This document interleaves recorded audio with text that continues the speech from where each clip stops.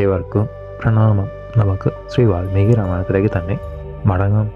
അമരനാഥൻ സ്വതനയനായ ബാലയ്ക്ക് അക്ഷയമായൊരു തങ്കമാലയെ സമ്മാനിച്ച് അമരാവതിയിലേക്ക് പോയി.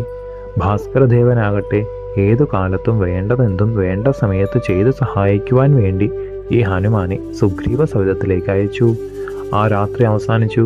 സൂര്യൻ ഉദയാദ്രിയിൽ പ്രവേശിച്ചപ്പോൾ വൃക്ഷരജസ് വീണ്ടും വാനരനായി തന്നെ തീർന്നു.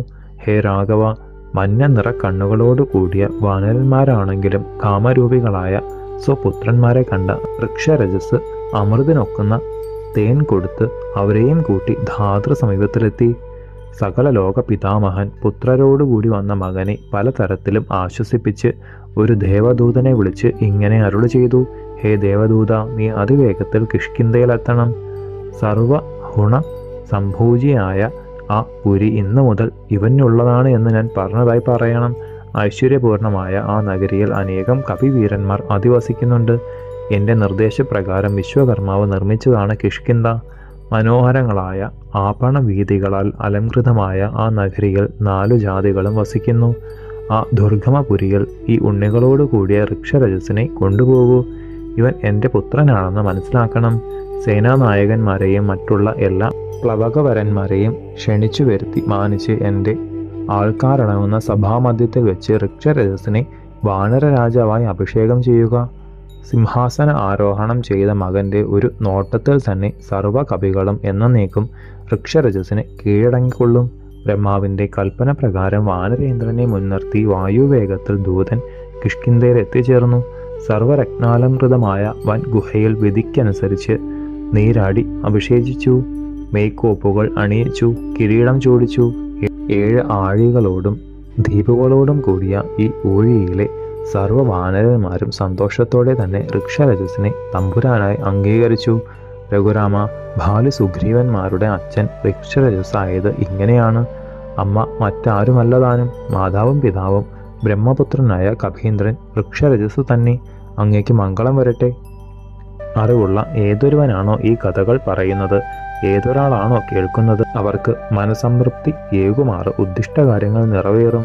പ്രഭോ, എല്ലാ കഥകളും വിശദമാക്കിക്കൊണ്ട് ഞാൻ അങ്ങയോട് പറഞ്ഞു കഴിഞ്ഞു. വിശേഷിച്ച് അസുരവരന്മാരുടെയും കപീശ്വരന്മാരുടെയും ഉത്ഭവം പരമാർത്ഥത്തിൽ ഉണ്ടായത് വ്യക്തമാക്കി. പൗരാണികവും ദിവ്യവുമായ സൽക്കഥകൾ സഹോദരന്മാരോട് കൂടിയ ശ്രീ വീരരാമചന്ദ്രൻ കേട്ട് അത്ഭുതപ്പെട്ട് ഇപ്രകാരം അരുളി: ഭഗവാനെ, അവിടുത്തെ അനുഗ്രഹം കൊണ്ട് ഈ മഹാപുണ്യകഥ കേൾക്കുവാൻ സാധിച്ചു. ദിവ്യമായ ബാല്യ സുഗ്രീവ ജനനം അത്ഭുതം തന്നെ.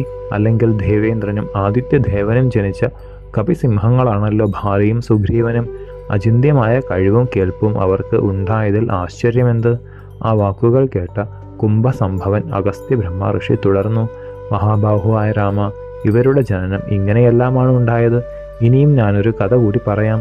പൗരാണികവും ദിവ്യവും തന്നെയാണത്. ഹേ രാഘവ, രാവണൻ വൈദേഹിയെ കട്ടുകൊണ്ടു പോകുവാൻ കാരണമുണ്ട്. അതെന്താണെന്ന് ഞാൻ പറയാം, ശ്രദ്ധ വെച്ച് കേൾക്കൂ.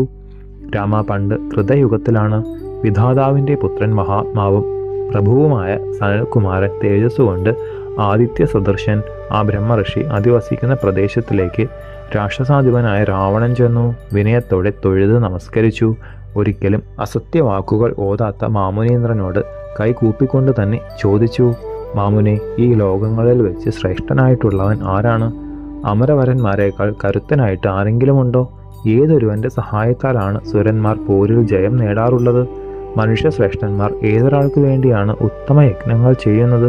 മഹായോഗികൾ ധ്യാനിക്കുന്നത് ആരെയാണ്? ഭഗവാനെ, എൻ്റെ ഈ സംശയത്തെ തീർത്തു തരുവാൻ അവിടുത്തെ മാത്രമേ കാണുന്നുള്ളൂ. എല്ലാം വിശദമായി പറയണേ. ജ്ഞാനക്കണ്ണിൽ ഏതും വ്യക്തമായി കാണുവാൻ കഴിവുള്ള ഭഗവാൻ സനൽകുമാരൻ അസുരേന്ദ്രൻ്റെ ആശയമെല്ലാം മനസ്സിലാക്കി മന്ദഹസിച്ചുകൊണ്ട് സാദരം മറുപടി അരുളി: ഉണ്ണി രാവണ, എല്ലാം പറഞ്ഞുതരാം, കേൾക്കൂ. സർവ്വലോകങ്ങളെയും ഭരിക്കുന്നവൻ, ഏതൊരാൾക്കും ഇന്നുവരെയും ഉത്ഭവം അറിയാൻ കഴിഞ്ഞിട്ടില്ലാത്തവൻ, ദേവന്മാരും അസുരന്മാരും നിത്യം വന്ദിക്കുന്നവൻ, മഹാപ്രഭുവായ നാരായണൻ, വൈകുണ്ഠാധിപനായ മഹാവിഷ്ണുവാണ്. ആ ദേവദേവന്റെ നാഭിയിൽ നിന്ന് സർവ്വലോകേശിതാവായ വിരിഞ്ചൻ സംജാതനായി ലോകങ്ങളെയും അതിലുള്ള ചരാചരങ്ങളെയും വിധാതാവ് സൃഷ്ടിച്ചു. യാഗങ്ങളിൽ അവരവർക്കുള്ള ഹവിസിൻ ഭാഗങ്ങളെ ദേവകൾ സ്വീകരിക്കുന്നത് പോലും വൈകുണ്ഠനാഥന്റെ കാരുണ്യം അവലംബിച്ചാണ്. മനുഷ്യന്മാർ ചെയ്യുന്ന യജ്ഞങ്ങൾ മറ്റാരെയും ഉദ്ദേശിച്ചല്ല, വേദങ്ങൾ, പുരാണങ്ങൾ, പാഞ്ചരാത്രങ്ങൾ എന്നിവയാൽ സ്തുതിക്കുന്നതും യോഗീന്ദ്രന്മാർ ധ്യാനിക്കുന്നതും ജപയജ്ഞാദികളും ആ ദേവനെ ഉദ്ദേശിച്ചതു മാത്രമാണ്. സകല ജീവരാശികളും സംപൂജ്യനായ ആ മഹാപ്രഭു തന്നെയാണ് ദേവശത്രുക്കളായ ദൈത്യാസുരന്മാരെ മുഴുവൻ പോരിൽ ജയിക്കുന്നത്. സുരാർച്ചിതനായ സനൽകുമാരന്റെ വാക്കുകൾ കേട്ട ആ സുരേശൻ രാവണൻ പിന്നെയും ചോദിച്ചു, മാമുനീന്ദ്ര, അമരന്മാരുടെ വൈരികളായ ദൈത്യന്മാർ, ദാനവന്മാർ, അസുരന്മാർ തുടങ്ങിയവർ യുദ്ധത്തിൽ ചരമമടഞ്ഞാൽ അവർക്ക് എന്തൊരു ഗതിയാണ് സിദ്ധിക്കുക? ദശവദനന്റെ ചോദ്യം കേട്ട ബ്രഹ്മഋഷി, ഉണ്ണി ദശാനന, ദേവന്മാരിൽ നിന്നാണ് രണത്തിൽ മൃതി അണഞ്ഞതെങ്കിൽ സ്വർഗം പോകും. പുണ്യസഞ്ചയം അവസാനിച്ചാൽ വീണ്ടും പാരിടത്തിൽ പിറന്ന് നന്മ തിന്മകൾക്കനുസരിച്ചും ജീവിച്ചു മരിക്കും. എന്നാൽ സർവ്വലോകേശ്വരനായ ശ്രീ ചക്രപാണിയിൽ നിന്ന് മരണമടഞ്ഞാൽ സായുജ്യം പ്രാപിക്കും. ജനാർദ്ദന ഭഗവാനിൽ തന്നെ ലയിക്കും. മഹാവിഷ്ണുവിൻ്റെ കോപവും ഹേ രാവണ വരത്തിന് തുല്യമാണ്. വിരിഞ്ചസുതനായ സനൽകുമാരൻ്റെ മുഖത്തു നിന്ന് ഇത്തരം വാക്കുകൾ കേട്ട രാക്ഷസേശ്വരൻ്റെ ഹൃദയം കുളിർത്തു. വിസ്മയവും ആനന്ദവും ഒത്തുചേർന്ന ദശാനന ഹൃദയത്തിൽ ചിന്തയുണ്ടായത് ഇപ്രകാരമാണ്: മഹാവിഷ്ണുവിനെ എങ്ങനെയാണ് വൻപോരിൽ നേരിടുവാൻ സാധിക്കുക? ശേഷം ചരിതം നമുക്ക് അടുത്ത ഭാഗത്തിലൂടെ കാണാം. ഗുരുപാദങ്ങളിൽ സാഷ്ടാംഗ പ്രണാമത്തോടെ നമസ്കാരം.